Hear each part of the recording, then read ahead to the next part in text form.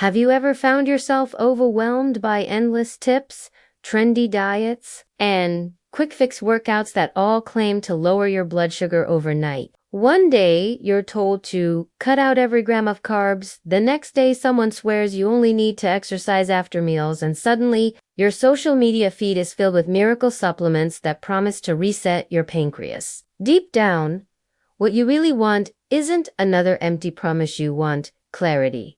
Real answers backed by science and practical steps you can trust. And today, that's exactly what you're going to get. Imagine waking up tomorrow no longer second-guessing every meal or wondering if skipping the gym ruined your numbers. What if you understood, once and for all, whether diet or exercise truly lowers blood sugar faster and why? In this video, we'll break through the noise with evidence-based insights that you can actually use in your everyday life. Especially if you're already living with prediabetes or type 2 diabetes and feel trapped by conflicting advice. No gimmicks, no empty slogans, just clarity, science, and practical action. First, let's explore what actually happens in your body when blood sugar spikes. When you eat, carbohydrates break down into glucose, entering your bloodstream and raising your blood sugar levels. Your pancreas responds by producing insulin, helping cells absorb glucose for energy. But if you insulin resistant, common issue in prediabetes and type 2 diabetes, that process doesn't work efficiently, leaving excess glucose circulating in your blood. Over time, this damages blood vessels and organs, increasing risks of heart disease, nerve damage, and more. Now, here's where the confusion starts. Everyone knows both diet and exercise matter, but the real question is if you had to choose just one to see a faster drop in blood sugar, which works better? Let's answer that by looking at what the science actually says. Diet directly affects the amount of glucose entering your bloodstream. Think of it like turning down the faucet, choosing high-fiber foods, whole grains instead of refined carbs, and limiting sugary drinks prevents sudden spikes. On the other hand, exercise affects the output, helping muscles absorb glucose without needing as much insulin, almost like opening a second drain in the sink. And the best part, exercise's effects can appear within minutes. For example, a study published in Diabetes Care showed that just 10 to 15 minutes of light walking after meals can significantly reduce post-meal glucose levels, even in people with type 2 diabetes. Another study found that moderate aerobic exercise, like brisk walking for 30 minutes, can lower blood sugar by up to 20 to 40 milligrams DL in some individuals, often within a few hours. So, does that mean exercise beats diet? Not exactly. Cutting refined carbs and adding fiber can reduce the glucose spike right at the source, especially during your next meal. But exercise provides an extra tool to clear the glucose already in your bloodstream. Together, they form a powerful combination.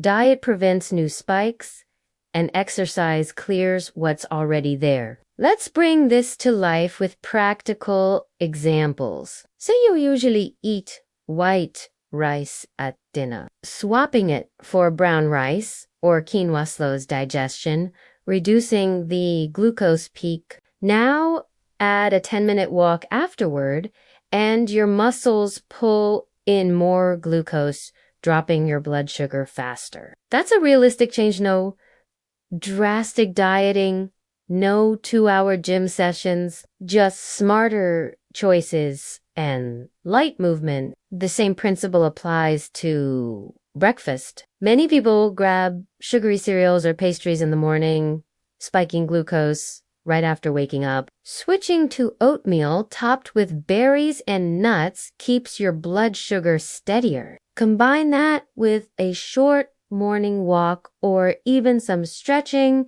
and you've already set your day up for better glucose control. But what about when life gets messy? Business meetings, family emergencies, or days you just can't exercise. Here's where diet becomes even more powerful.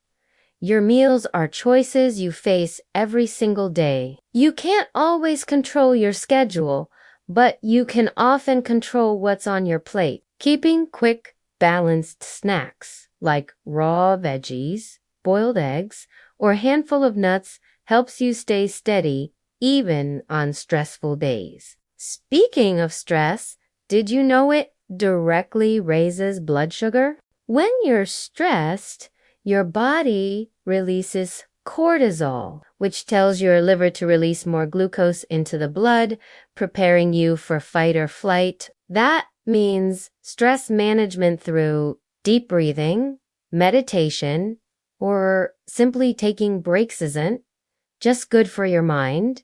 It literally protects your glucose levels. Another practical tip: hydration. Drinking water helps your kidneys flush excess glucose out of the blood. Aim for a steady water intake throughout the day. Waiting until you thirsty usually means you already mildly dehydrated. Let's look at one more angle: the timing of exercise. Research shows that exercising shortly after meals, rather than before, is often more effective in lowering post-meal glucose spikes. For example, walking within 30 minutes after eating helps muscles use the incoming glucose right away, reducing the peak. Even low-impact movement, counseled housework, gardening, or climbing stairs for a few minutes all make a difference. Now, let's tackle some myths. First, you must avoid all carbs. False.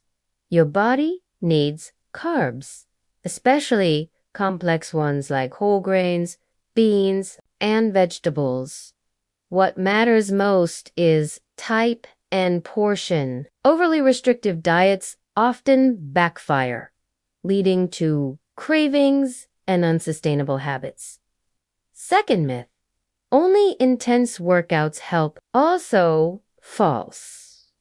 Moderate activity, even as simple as walking, can significantly lower blood sugar, especially after meals. Consistency matters more than intensity, particularly for people managing chronic conditions. Third myth: natural supplements alone can control diabetes. While some supplements may support glucose control modestly, they're never a replacement for balanced diet and exercise. Beware of marketing claims that sound too good to be true. They often are. By now, you might be wondering, do I have to choose between diet and exercise? The truth is, you don't. They work best together, but knowing which one helps faster in the moment can guide your choices. If you just had a high-carb meal, a short walk afterward can help lower the spike quickly, but planning balanced meals throughout the day keeps your baseline levels steady, so spikes are smaller to begin with. Let's recap what really matters. Choose high-fiber, minimally processed foods. Avoid sugary drinks and refined carbs whenever possible. Add short walks or light activity after meals. Manage stress and stay hydrated. Focus on consistency over perfection. These aren't abstract theories, they're practical actions backed by research that anyone can start today. And the payoff: more stable energy, clearer thinking, reduced risk of complications, and the confidence that comes from knowing why you're making these choices, not just following random advice. Imagine how empowering it feels to go from guessing to knowing, from reacting to planning. Instead of fearing every meal, you understand what affects your glucose and why. Instead of trying every new supplement or extreme diet, You focus on small, proven habits that actually work. Here is something even more encouraging. Studies show that even modest improvements like losing 5 to 7% of body weight or adding 150 minutes of moderate exercise per week can dramatically lower your risk of progressing from prediabetes to type 2 diabetes. It doesn't have to be perfect to make a difference. If there's one message to take from this video, it is this: lowering your blood sugar quickly and safely. ISNT about choosing diet or exercise. It's about understanding how each tool works and using them together, backed by real science. And you don't have to overhaul your life overnight. Start by swapping one meal a day for a higher fiber option. Add one short walk after lunch. Notice how your numbers respond. Build from there, step by step. These choices add up to real, lasting change. Before we wrap up, here's a challenge. Tonight, after your next meal, set a timer and walk for 10 minutes. Tomorrow, check your glucose. If you track at 10, see the difference. It's a small step, but it shows you just how quickly your body can respond when you know what to do. If this video helped clear up confusion and gave you actionable steps, share it with someone who might also feel overwhelmed by conflicting information. Comment below with your questions or what you'd like to learn next, and don't forget to subscribe for more evidence-based videos on health and diabetes management. Remember, your blood sugar doesn't control you, can take control of it. And it starts today, not with hype, but with real knowledge and simple, proven actions. Thanks for watching, and see you in the next video. Perguntar ao ChatGPT ferramentas, o ChatGPT pode cometer erros. Considere verificar informações. Importam